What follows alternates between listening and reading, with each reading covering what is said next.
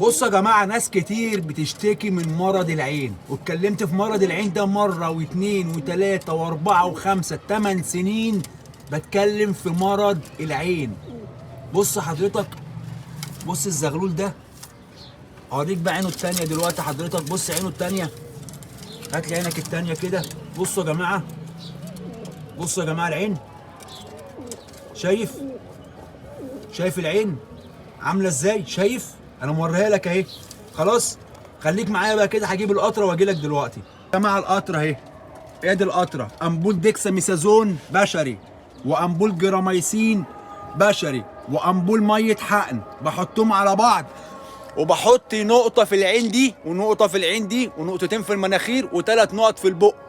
الموضوع بسيط جدا وسهل جدا. خلاص ادي الزغلول اهو قدام حضرتك اهو، شايف عامل ازاي اهو؟ بص، ومطلع تجبنات بيضه من العين اهو، شايف؟ بكره هعمل لك فيديو بالزغلول ده بعد ما اديله القطره النهارده. استنى فيديو بكره وشوف الزغلول وشوف النتيجه بتاعت العلاج عامله ازاي. فيد حمامك وخلي بالك من حمامك، امشي بالحاجات اللي بقول لك عليها عن تجربه والله. انا بجربها على نفسي الاول. خلاص دي بتجيب من الاخر مع دمعه العين اهي، ديت الديكساميثازون والجراميسين. بص العين عامله ازاي، العين دبلانه، بص العين دبلانه اهي.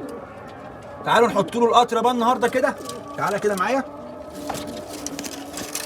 اهو. بص حضرتك اهو في العين، افتح العين التانيه اهي، نقطه اهي، ثلاثة في البق، ثلاثة في البق، واحد اتنين ثلاثة اهو، واحدة في المناخير هنا، واحدة في المناخير هنا، وشكرا.